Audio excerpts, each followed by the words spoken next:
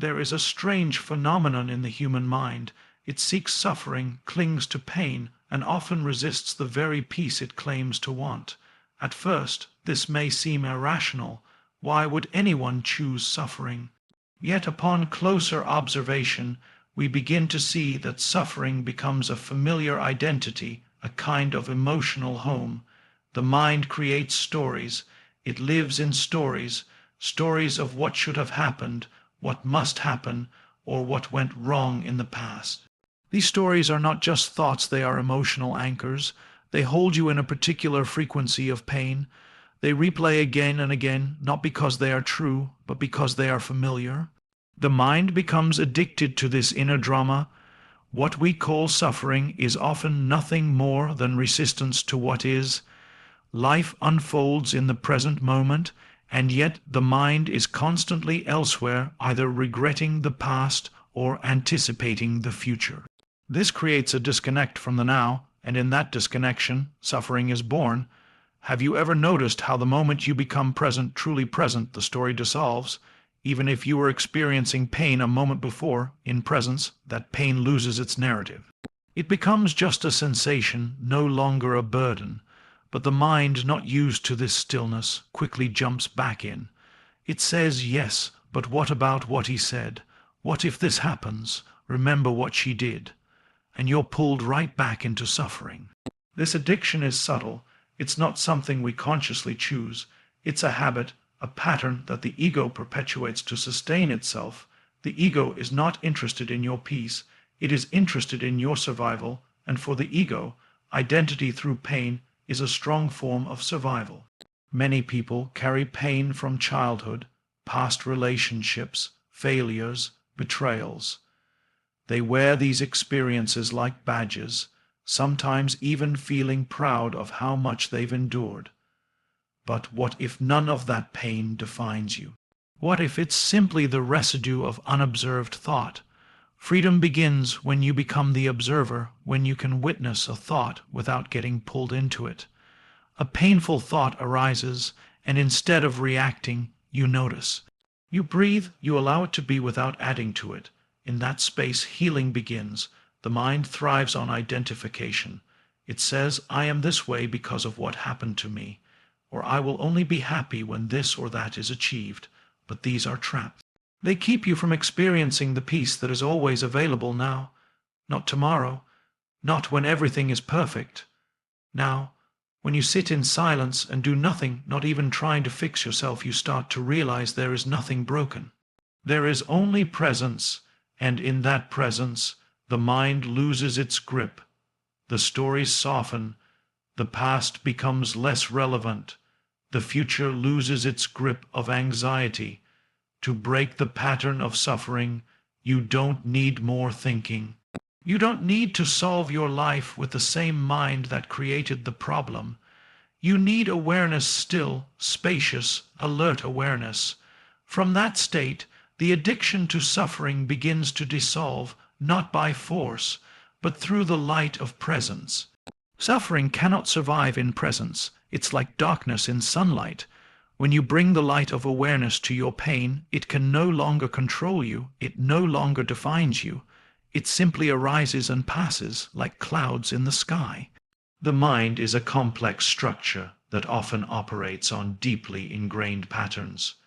One of the most overlooked patterns is its tendency to cling to suffering, not by accident, but because it finds identity in pain. This may sound paradoxical, but for many people, their sense of self has become entangled with their wounds. They are not merely individuals who have experienced pain. They have become that pain in their inner narrative. It becomes a label, a definition, and over time, a place of false familiarity. In the absence of a deeper sense of self rooted in presence, the mind grasps for identity wherever it can find it, even if that identity is rooted in past suffering. From early life, the mind begins to form stories. These stories often revolve around what was lacking, what went wrong, how one was mistreated, misunderstood, or unloved. These narratives are repeated so often that they become part of the inner dialogue, replaying silently in the background of one's life. And though these thoughts cause pain, there is a strange comfort in their familiarity. The known is always less threatening than the unknown, even if the known is a state of ongoing hurt. The mind resists letting go of these painful identities because to release them would feel like losing a part of itself. The ego is the structure within the mind that thrives on form, labels, roles, titles, and especially stories of being wronged or victimized. It says, "This is who I am because of what happened to me." This form-based identity gives the ego a sense of solidity. It doesn't care whether that identity brings joy or suffering. It only cares that it exists, that it is reinforced and validated. People walk through life carrying mental images of themselves that are tied to emotional wounds, often repeating them through inner monologue or outward expression. "I've always been this way," or "I can't trust anyone," or "I never get what I deserve." These are not just thoughts. They are deeply entrenched beliefs that become identity structures. When something challenges that identity, even something positive like healing or peace, the ego may feel threatened. It resists the dissolution of pain because that pain is tied to the sense of self it has built. Letting go would mean stepping into a kind of emptiness, a formless space where the old self has no ground to stand on. This is why people unconsciously recreate the same painful situations in relationships, work, or daily life. The mind is seeking confirmation of its story so it can continue to exist in the suffering it knows. Even when circumstances change, the mental narrative pulls them back into familiar emotional territory. This addiction to suffering is not a conscious choice. It is a product of unconscious identification. Without awareness, the pain becomes a home, and any movement away from it feels unfamiliar, even unsafe. The mind believes that if it stops clinging to these stories, it will lose something essential. But what it fears losing is not the self, it is the false identity it has mistaken for the self. Suffering does not arise from the events in life themselves, but from the resistance to those events. The moment something happens that the mind does not want, does not expect, or does not agree with, resistance appears. This resistance is subtle. It may come as tension in the body, a tightening in the chest, a flood of reactive thoughts, or a silent internal complaint. The event is neutral, but the interpretation of the mind makes it painful. The mind constantly compares what is with what it thinks should be, and in that gap between reality and mental expectation, suffering is born. Life unfolds only in the present moment. This moment is all there ever is. Yet the mind rarely lives here. It lives in a projection of what could have been or should have been. It drags the past like a heavy burden and worries about the future as if it could control what has not yet arrived. The present becomes clouded by judgment, fear, and inner commentary. Every time there is resistance to what is, even in small ways, a delay in traffic, an unkind word, a change in plans, the mind creates tension. That tension is suffering in its most common form. It may not seem dramatic, but it is persistent, and over time, it becomes a background noise that colors every experience. The deeper cause of suffering is the idea that life should be different from what it is. This belief may not be verbalized, but it operates quietly, fueling inner unrest. If the mind could stop resisting this moment, even if it is uncomfortable or unfamiliar, the suffering would dissolve. But the mind is conditioned to resist. It wants control. It believes that peace will come only when everything aligns with its desires. Until then, it fights against what is, and that fight becomes a habit, a default setting. When something unwanted happens, the mind immediately labels it as bad, unfair, or wrong.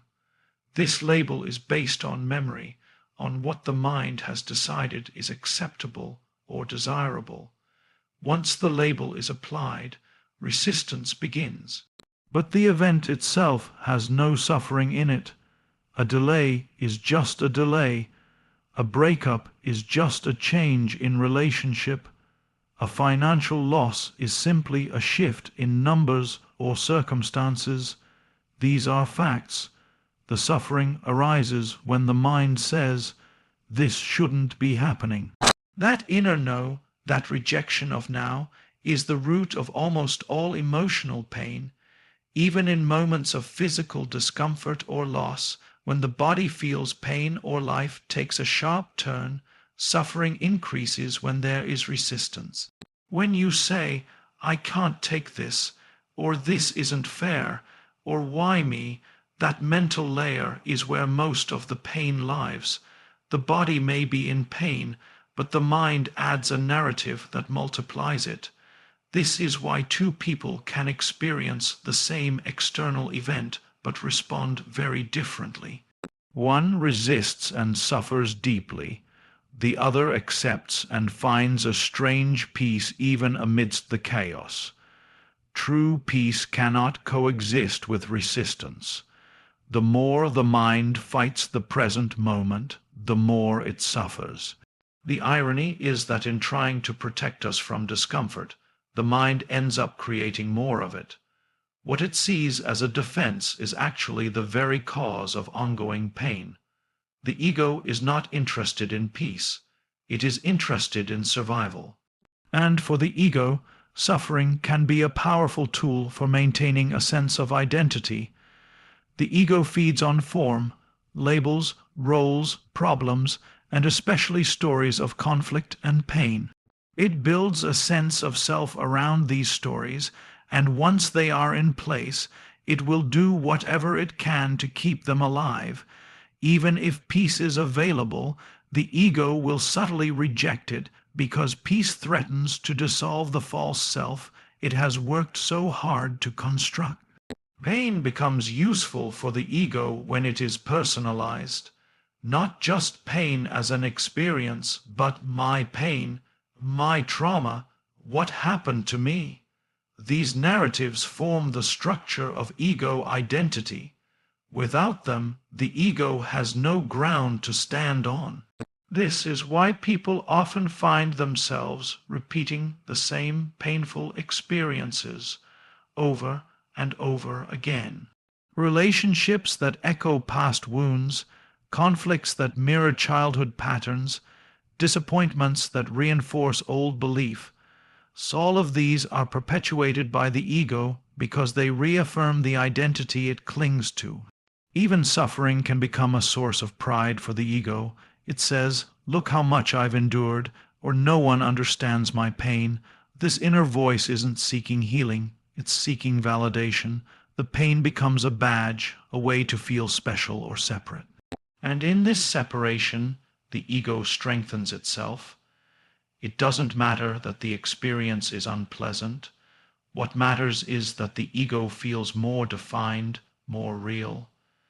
It would rather be a suffering someone than a peaceful no one.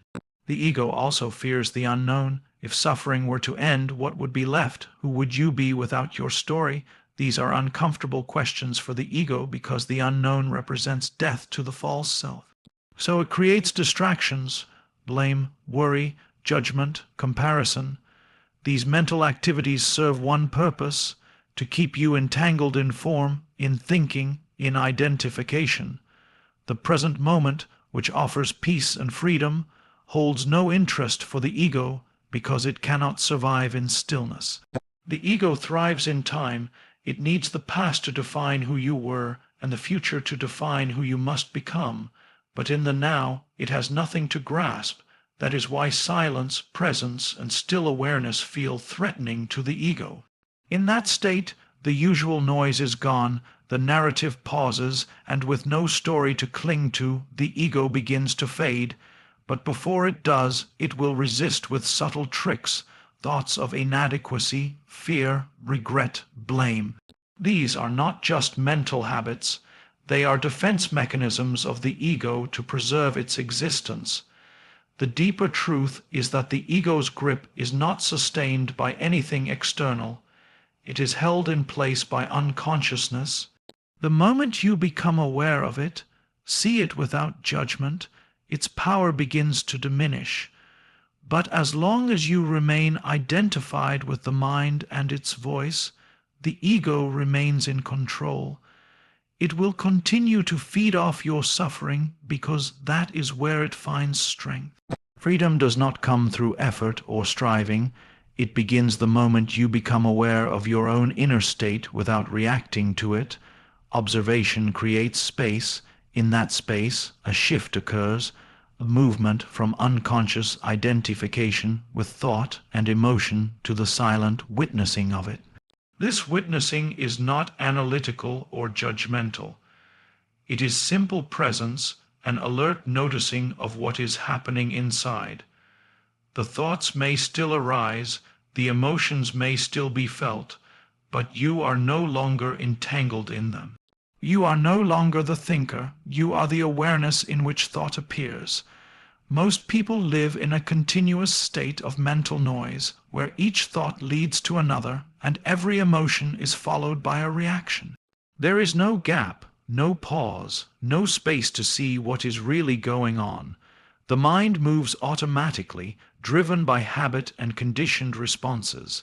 But the moment you step back and observe, even if just for a second, you begin to break that pattern. You see the anger rising, but instead of becoming it, you notice it.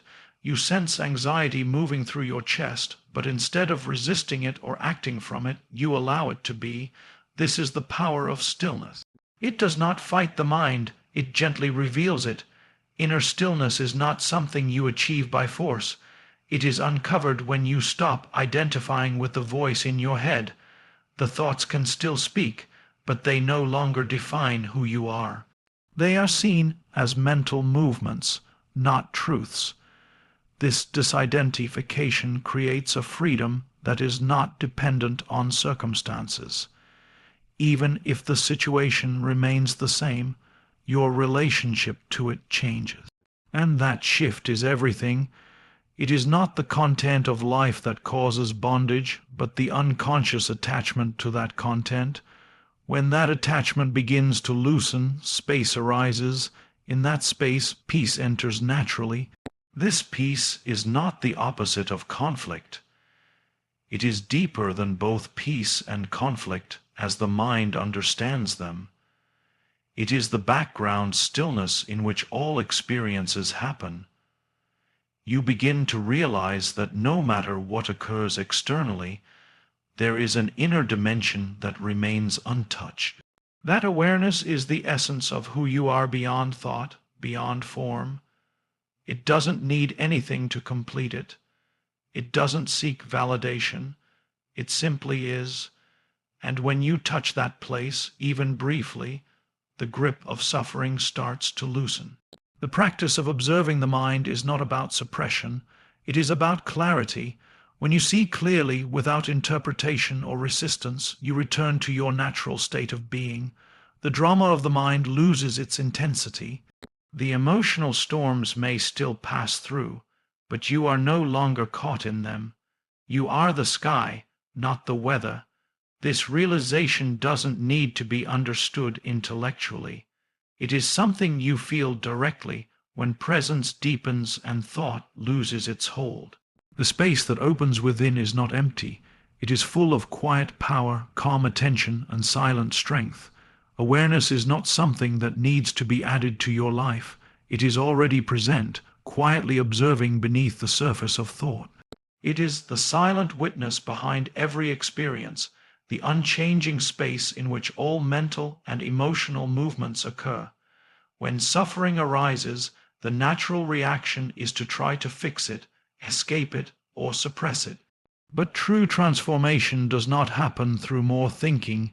It happens when awareness is brought to the experience without resistance.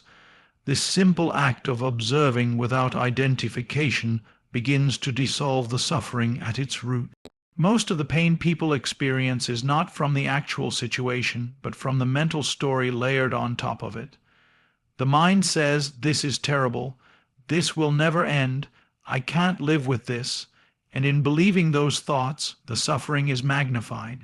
But when you bring awareness to the present moment and observe those thoughts without attaching to them, their power fades.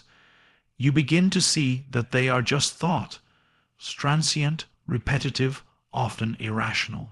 They are not who you are the awareness that notices them. The shift in identity, from being the thinker to being the observer, is the beginning of freedom. You don't have to silence the mind to be at peace. You simply need to stop identifying with it. The moment you notice a thought and don't automatically follow it, a gap opens. In that gap there is clarity. You see the thought, the emotion, the sensation, but you are no longer lost in it. The space that arises is not empty. It is filled with intelligence, calm, and presence. The more you rest in awareness, the more the old patterns begin to weaken. The stories of the past lose their grip. The future loses its urgency. Even deep-rooted emotional pain begins to soften in the light of conscious presence. Not because you've solved anything, but because you are no longer feeding it with identification. Suffering needs your unconscious participation to survive. It needs you to believe in the story, react to it, fight it, or run from it. Without that energy, it cannot sustain itself. Awareness does not judge. It doesn't label thoughts as good or bad, right or wrong. It simply sees. That seeing alone has the power to transform. When a painful emotion arises and you allow it to be there without resistance, without trying to escape it, you invite healing, not through force but through allowing. The emotion passes through like a wave, and what remains is the awareness that was always there, untouched, silent, steady. This presence is not something distant or mysterious. It is available right now. It is here when you take a conscious breath, when you feel the weight of your body on the ground, when you notice a thought instead of being pulled into it. In these small moments, awareness becomes stronger than the mind, and with each moment of presence, the false structures of suffering begin to dissolve. Not because you did something extraordinary, but because you stopped doing the one thing that keeps suffering alive: unconscious identification. When you no longer identify with the mind's stories, you return to what is real, what is still, what has always been within you. In that quiet space of awareness, suffering no longer finds a home. What remains is peace, not as a future goal, but as the natural state that arises when you stop resisting the present moment and simply allow yourself to be.